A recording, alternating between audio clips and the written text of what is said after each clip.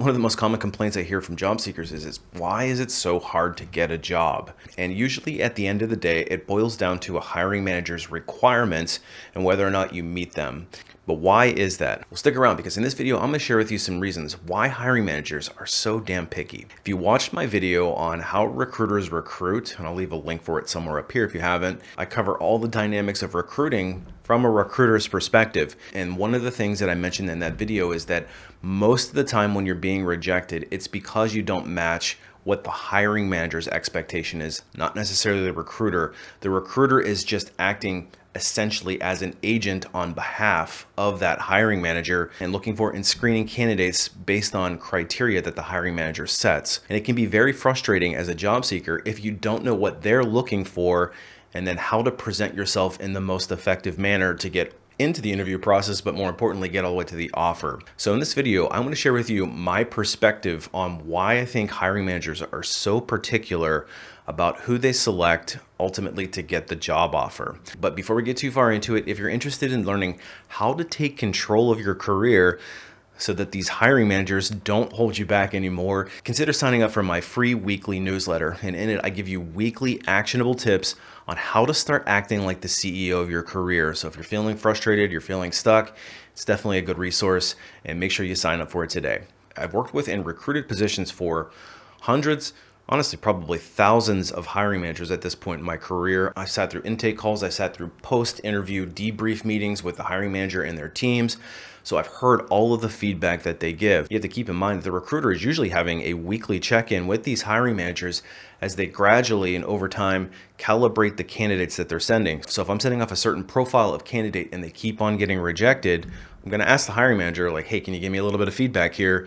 Because I don't think I'm hitting the mark. But you have to keep in mind that the recruiter is acting on behalf of a hiring manager and a hiring manager's expectations. So I just want to make that point very clear before we get too far into it, because I know that there'll be some people out there saying, well, recruiters just are so picky and all that stuff. And yeah, there are some recruiters that are picky. I mean, honestly, I've probably been pretty picky in my own career at times, but it's almost always because I have to make sure that I get a candidate through an interview process with the hiring manager, and the hiring manager may be pretty picky. And keeping in mind that one job as a recruiter is if you have an overly picky hiring manager that you have to try to influence them to see the broader picture, but some hiring managers are pretty bullheaded and we have to deal with it. And I'll be honest with you, oftentimes recruiters are just as frustrated as you are when they have an overly picky hiring manager. So first reason why hiring managers tend to be overly picky is often a condition of the labor market. If there is a lot of candidates in the market, they can afford to be picky because there's a lot more people to choose from. It's just like walking into a car dealership and you have your pick of all the different cars that are on the lot, especially if a car dealership is not selling a lot of cars. You generally have a lot more negotiating power, bargaining power, and you can be pretty selective about the car that you want with all the options, the bells and whistles, all the things that you want in the ideal car. However, if you are somebody who is unfortunate enough to shop for a car in 2020 or 2021, you remember walking into a car lot where there was no cars at all, and you were lucky if you even had a car to buy. And in that case, you couldn't be that picky. So the market dictates a lot of the pickiness of the purchaser. And in this case, let's say the purchaser is the hiring manager. So in an advantageous labor market for the employee, hiring managers can't be as picky. They have to flex and they have to be willing to work with the market. But when the market shifts back to the employer side, which is what it's done fairly recently, they can afford to be more picky. And that's one of the main reasons why you might be dealing with a manager that says, listen, I don't have to flex on the things that I want. I know the candidates out there. I'm willing to wait it out because I know that the right candidate will eventually come. And that means that they're probably rejecting candidates that would likely be a decent fit in a less advantageous market. It can be very frustrating for the job seeker, but there's not a whole lot that you can do about the market conditions. The second thing, this is probably one of the more common reasons why they're so picky, is that hiring managers tend to be notoriously risk adverse. And what I mean by that is they are usually given an opportunity to hire a headcount and then they have to live with it. And so if they make a bad decision on a hire and the person doesn't work out for them, there's no guarantee that they're going to get the headcount back if they decide to manage that person out of the business. And you have to think from their perspective, they're being graded on the performance of their department. If they bring somebody into their group that is not performing or is a bad apple or has a bad attitude or whatever the case might be, and it disrupts the balance of their group, their job is reflective of that. Their boss is going to be looking at them saying, why is your group not performing? It has this whole cascading effect. So hiring managers tend to be very risk adverse when they're dealing with bringing in somebody. They want to make sure that they're getting the right person for the right job. And that tends to make them a lot more picky than normal.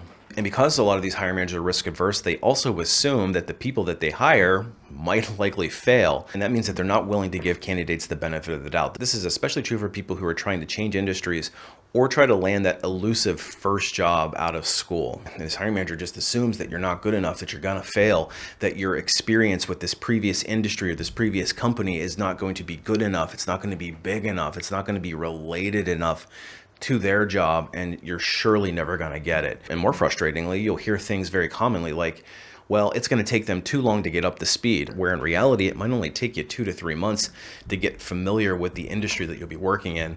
But these hiring managers just assume that you're going to fail if you don't have the exact direct experience. And that one can be really frustrating for both the candidate and for the recruiter who is trying to fill that job. A lot of times these same hiring managers, though, are inexperienced. They've never hired anybody before. And so they're not sure what the market looks like. They're not sure how to handle the hiring process. And they have to prove that they belong in the room and that they know best. And I've seen that happen too. And it can be very frustrating, again, for the recruiter dealing with somebody who's got a larger than life ego and wants to make sure that they're the smartest person in the room. And let's face it, there are hiring managers out there that are also just not realistic about who's on the open market and whether or not we'll be able to find that unicorn candidate that they need. The hiring managers that tend to be more picky and tend to be more risk adverse, when you kind of compile all these criteria together, it's usually what it is that they're not realistic with what their expectations are. And what's really annoying is when you do finally find a candidate that matches it perfectly and you submit them, then they'll say things like, okay, great, we got this one candidate, but we want to see 3 or 4 more before we make a hiring decision. So go off and continue to recruit it until we find this one and keep that one warm. It's like, you gotta be kidding me. It's like, if you know what good looks like, move forward on it. Why do you need to see additional candidates if you already know what you've got in front of you? But that is one of the frustrations of being a recruiter. Unfortunately, it's one of the frustrations of being a job seeker, and it just is what it is. The last reason why a hiring manager may be so damn picky is maybe they have a valid reason for being picky. Maybe their job is that nuanced and is that specialized, or maybe it is that difficult to perform that they do need this targeted and niche skill set, which requires us to be very picky and find that needle in a haystack.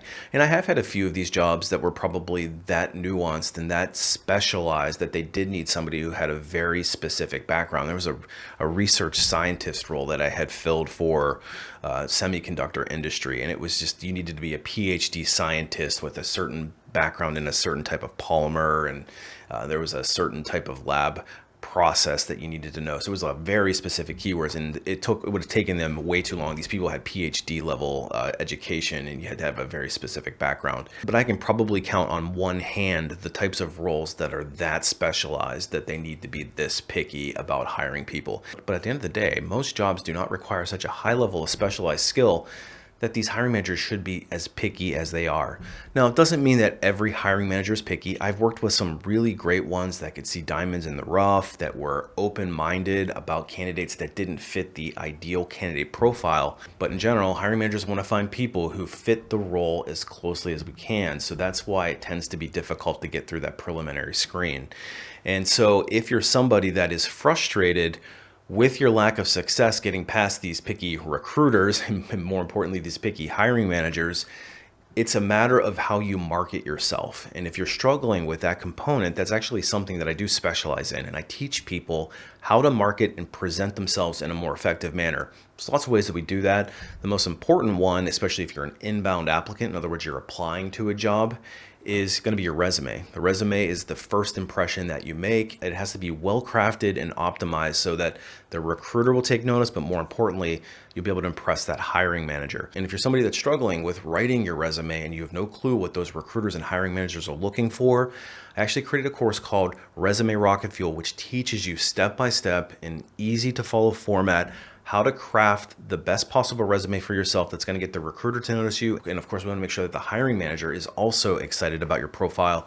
And that course teaches you exactly how to do that. So if you're struggling, I highly encourage you to check that one out. And once you get into the interview process, it's up to you to market yourself effectively so that you can get through each round of the interview process and ultimately get the offer.